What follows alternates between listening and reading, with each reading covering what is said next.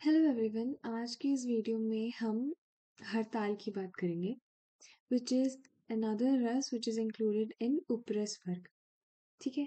सो इसे ऑर्पिमेंट भी कहते हैं। संस्कृत में इसका नाम है हरितालम, हिंदी में इसे कहते हैं हड़ताल और इंग्लिश में इसे कहते हैं orpiment which is also yellow arsenic.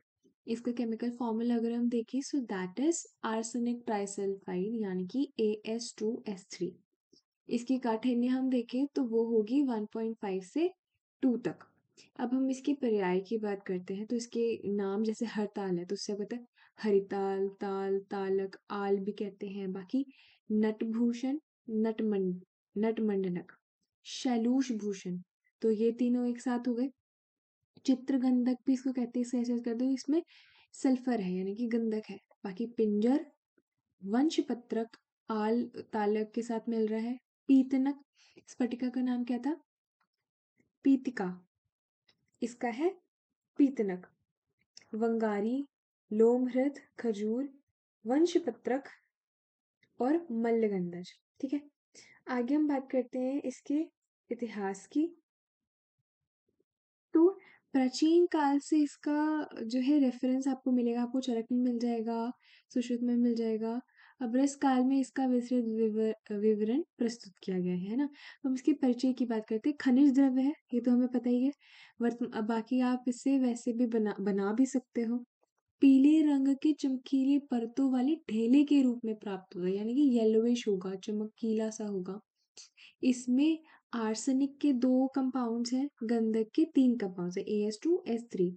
अब इसमें क्या, कैसे आप इसे जानोगे कि जब आप इसे जलाओगे तो इसमें से लहसुन की गंधक की सी स्मेल आएगी, सल्फर की सी स्मेल आएगी। अगर आप इसे आग पर जलाओगे तो ये उड़ जाता है।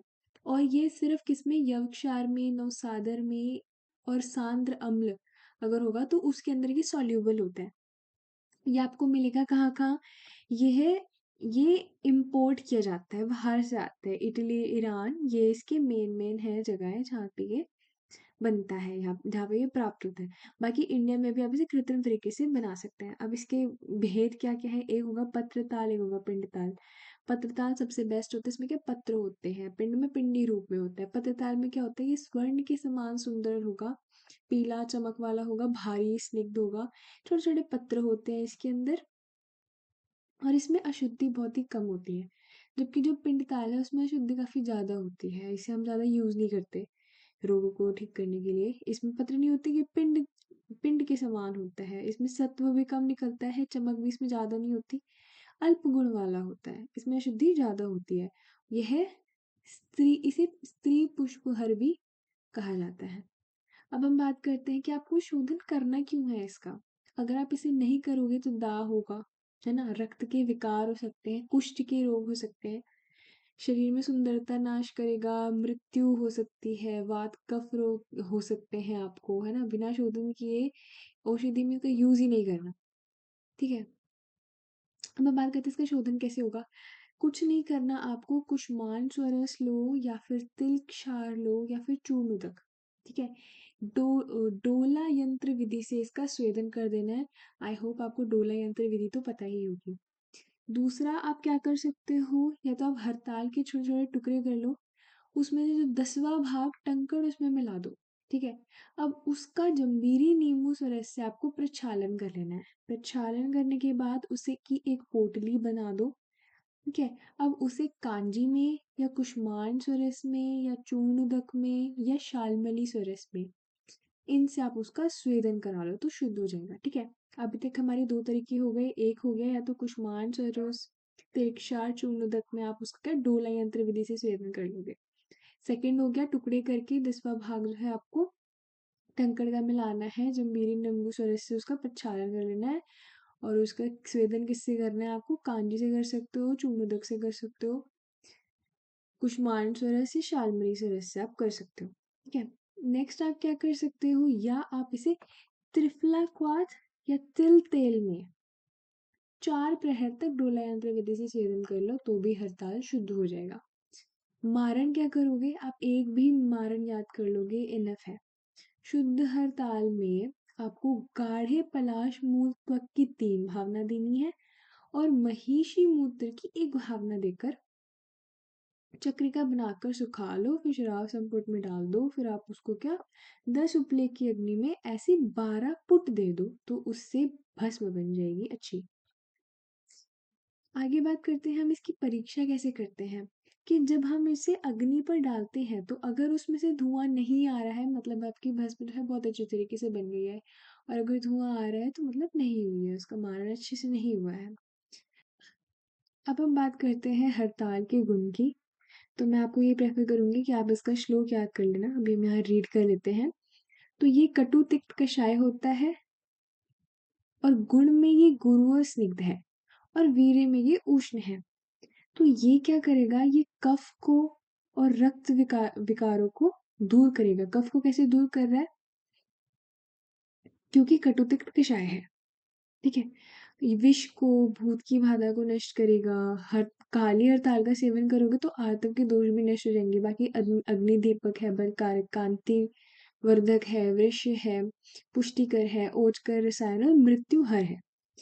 व्याधियों में विशेष रूप से वात व्याधि ठीक करेगा। श्लेष्मज व्याधि यानी कि वातज, कफज व्याधि, रक्तपित्त, वात्रक, कुष्ठगंडो, सर्प, दद्रु, पामा, श्लीपद यानी फाइलेरियासिस, श्वासकास विषजन्य व्याधि, ज्वर, कटिग्र है, गुदरोग, क्षय, प्रमेय, मुखरोग, इन सबको ठीक करेगा। फिर अंग रोग को भी ये ठीक कर सकता है।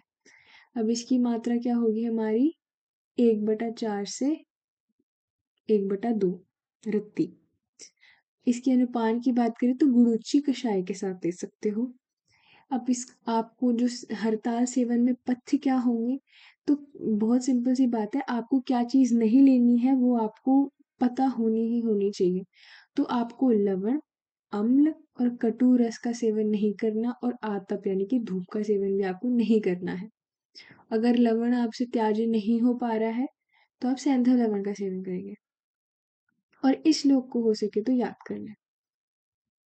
इसमें मेरे को स्निग्धम उष्णम कटुकम चो, जैसे बताया स्निग्ध है, उष्ण है, कटुरस है, दीपन करेगा, कुष्ठ हरेगा, कफज रोगों को हरेगा, और हरतालम उच्यते।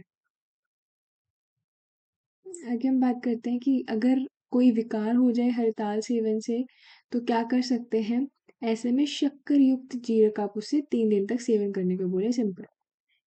सत्व पातन कैसे करोगे, तो पहले आप एक पल हरताल लेकर उसमें अर्क दूध का 1 दिन तक भावना देनी है।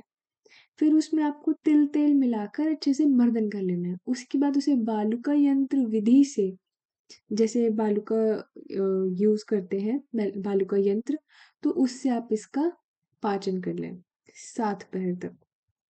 स्वांग शीत होने पर बस उसे कलेक्ट कर लें, वाइट कलर की आपको सत्व दिख जाएगी। अब हरताल से ही रस माणिक्य कैसे बनता है, तो ये प्रैक्टिकल भी होता है इसका। तो क्या करना है, शुद्ध हरताल लेना है, उसे 2 माइका शीट्स यानी कि अभ्रक पत्रों के बीच में उसे रख देना है, और उसे मंद अग्नि पर पकाना है, ठीक है। तो उसका जब गाढ़ा रक्त वर्ण का हो जाए यानी कि माणिक्य वर्ण का हो जाए तो समझ जाओ वो हो गया। उसके बाद उसे स्वांगशीत होने दो। पश्चात उसके बाद क्या करना है, आपको सावधानी पूर्वक रसमानिक्य प्राप्त कर ले। इसमें शुद्ध हरताल का चूर्ण वो जो है आपने डाला था वो द्रवित होकर गाढ़ा हो जाएगा, माणिक्य वर्ण का हो जाएगा, उसमें उसको कलेक्ट कर ले। आप इसे क्या वातज, कफज, ज्वर में दे सकते हो। जहाँ जहाँ हड़ताल का यूज होता है वहाँ वहाँ आप इसे दे सकते हो। इसकी सबसे प्रमुख योग क्या है, कस्तूरी भैरव रस, समीर पन्नग रस, वात गजांकुश रस, नित्यानंद रस, तालिकेश्वर रस, ताल सिंदूर। So this was all about हड़ताल। Thank you.